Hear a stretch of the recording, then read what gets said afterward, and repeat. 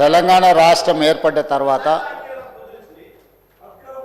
తెలంగాణ ఆదాయ వనరైన ఖనిజ సంపదకు సంబంధించి జరుగుతున్న అక్రమాలను ప్రభుత్వానికి వస్తున్న నష్టాన్ని దృష్టిలో పెట్టుకొని మేము బాధ్యత తీసుకున్న తర్వాత ఇసుక విషయంలో కానీ క్రషర్స్ విషయంలో కానీ గ్రనైట్ విషయంలో కానీ ఇతర ఖనిజ సంపదలో జరుగుతున్న అక్రమాలను నియంత్రించి ప్రభుత్వ ఆదాయాన్ని పెంచడానికి తీవ్రమైన కృషి చేసి అప్పటి వరకు రకరకాల దోపిడీలో ప్రజాప్రతినిధులు ప్రభుత్వంలో ఉన్న పెద్దలు భాగస్వాములు అవుతుంటే 100% నియంత్రించి నియంత్రణ ద్వారా ప్రభుత్వ ఆదాయాన్ని పెంచి ఎవరున్నా తన మన పార్టీ ప్రభుత్వానికి సంబంధం లేకుండా ఈ ఖనిజ సంపద ద్వారా వచ్చే ఆదాయాన్ని పెంచాలి, పేదలకు పంచాలి అనే విధానాన్ని తీసుకొని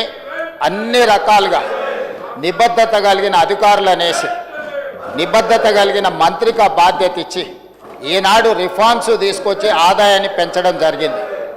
అయితే ఈ క్రమంలో వారు ఆరోపణ చేస్తున్న రాఘవ కన్స్ట్రక్షన్స్ ఏదైతే క్రషర్ ఉందో అక్కడ కూడా ప్రభుత్వానికి రావాల్సిన ఆదాయం విషయంలో మా అధికారులు నిక్కచ్చిగా 2025 సంవత్సరంలో రాఘవ కన్స్ట్రక్షన్స్ పరిశీలించి అక్కడ వాస్తవ పరిస్థితులను తీసుకొని సినరేజ్ ఛార్జెస్ కానీ ఇతర ప్రభుత్వానికి రావాల్సిన పన్నుల విషయంలో ఆ సంస్థకు నోటీస్ ఇచ్చి ఆ పన్నులను రాబట్టి చిత్తశుద్ధితోని ప్రభుత్వ ఆదాయాన్ని పెంచినాం.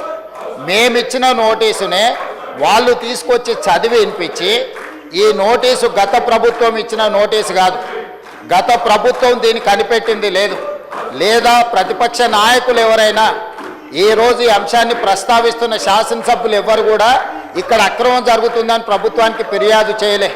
ప్రభుత్వమే స్వయంగా ఏ ప్రాంతాలలో ఇసుక దోపిడీ జరుగుతుంది, ఖనిజ దోపిడీ జరుగుతుంది, ప్రభుత్వ ఆదాయానికి గండి పడుతుందని కనుక్కొని మేమే ఆ నిధులను రాబట్టుకునే కార్యక్రమంలో భాగంగా ఈరోజు రాఘవ కన్స్ట్రక్షన్స్కు నోటీస్ ఇచ్చినాం. మా నోటీస్కు స్పందించి దాదాపుగా 3 కోట్ల రూపాయలు ప్రభుత్వానికి చెల్లించాల్సిన పన్నులు చెల్లించడమే కాకుండా వాళ్ళు తీసుకోవాల్సిన అనుమతుల గురించి కూడా మా అధికారులు చేసిన సూచనను వాళ్ళు అమలు చేయాల్సిందిగా మేము ఆదేశాలు ఇచ్చినాం. ఇంత పారదర్శకంగా తన మన పార్టీ ప్రభుత్వానికి సంబంధం లేకుండా మేము తీసుకున్న చర్యల్ని మీరు ఇసుకలో ఆదాయాన్ని పెంచినరు, మీరు ఈరోజు క్రషర్స్లో ఇల్లీగల్ మైనింగ్ ఆపినరు, ప్రభుత్వ ఆదాయాన్ని పెంచిందని ఒక మాట ప్రభుత్వాన్ని అభినందించుంటే మా అధికారులు ఇంకా రెట్టించిన ఉత్సాహంతో ఈరోజు ప్రభుత్వ ఆదాయం పెంచి ఉండేవాళ్ళు. అట్లా కాకుండా ఈరోజు మేము నోటీస్ ఇచ్చి మేము రాబట్టిన దాన్నే తీసుకొచ్చి సభలో చదివి వినిపించి వాళ్ళేదో కనిపెట్టినట్టు, వాళ్ళేదో ప్రభుత్వ ఆదాయాన్ని ఈరోజు కాపాడినట్టు నటన చేసి దానికి హౌస్ కమిటీ వేయాలని చెప్పి ఈరోజు వాళ్ళు 2 రోజుల నుంచి హడావిడి చేస్తున్నారు. అధ్యక్ష వాళ్ళు అధికారంలో ఉన్నప్పుడు వేసిన హౌస్ కమిటీలు 3 ఉన్నాయి అధ్యక్ష. నాకు తెలిసి అప్పుడు లెజిస్లేటివ్ అఫేర్స్ మినిస్టర్గా సిద్దిపేట శాసనసభ్యులే ఉన్నారు. House committee on illegal sale occupation of government lands, రెండవ house committee on enquiry into work properties, house committee on irregularities in cooperative housing societies.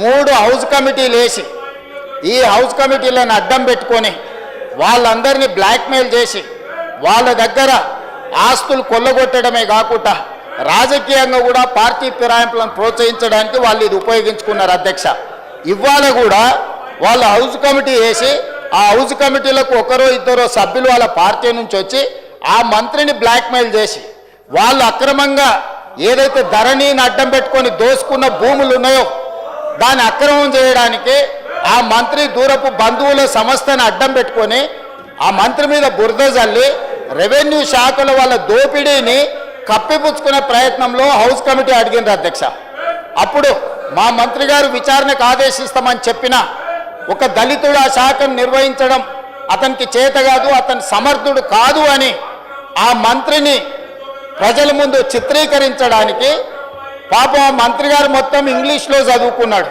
హెచ్పిఎస్లో. అతను ఇంగ్లీష్లో ఆలోచన చేసి తెలుగులో చెప్పే వరకు అతని మీద ఎదురుదాడి చేసి ఆ శాఖను మంత్రి గారు సమర్థవంతంగా నిర్వహించలేకపోతున్నారు అన్నట్టుగా ఆ దళిత మంత్రిని అవమానించడానికి నిన్న తీవ్రమైన ప్రయత్నం చేసింది.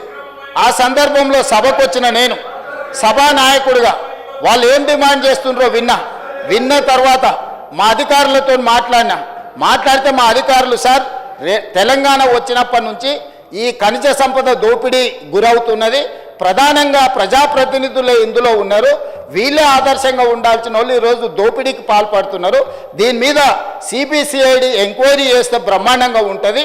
రాఘవ కన్స్ట్రక్షన్స్తో పాటు జూన్ 2, 2014 నుంచి నిన్నటి వరకు జరిగిన వ్యవహారాలు, లావాదేవీలు, అక్రమ మైనింగు, ప్రభుత్వ ఆదాయ నష్టము అన్నిటిని కలిపి సిబిసిఐడి ఏమని మా అధికారుల సూచన మేరకు వాళ్ళలాగా హౌస్ కమిటీలు వేసి బ్లాక్మెయిల్ చేసి లబ్ధి పొందాలన్న ఆలోచన చేయకుండా చిత్తశుద్ధితోటి ఈరోజు రాష్ట్ర ప్రభుత్వం ఒక సిబిసిఐడి ఎంక్వైరీకి ఆర్డర్ ఇచ్చినాం.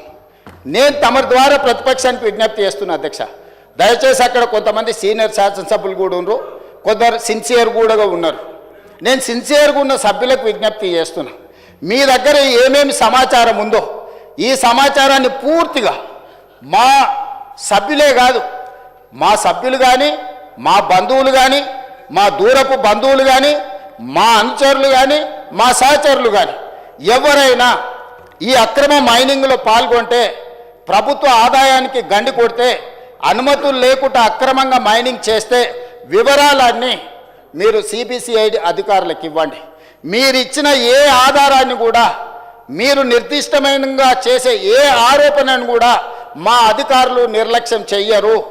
సంపూర్ణంగా మీరు ఇచ్చిన ఫిర్యాదులను స్వీకరించి ఆ ఫిర్యాదులకు మీకు రిసిప్ట్ కూడా ఇచ్చి మీకు మీ దగ్గర ఇది స్వీకరించినమని పూర్తి స్థాయిలో విచారణ చేసే బాధ్యత మా అధికారులు తీసుకుంటారు.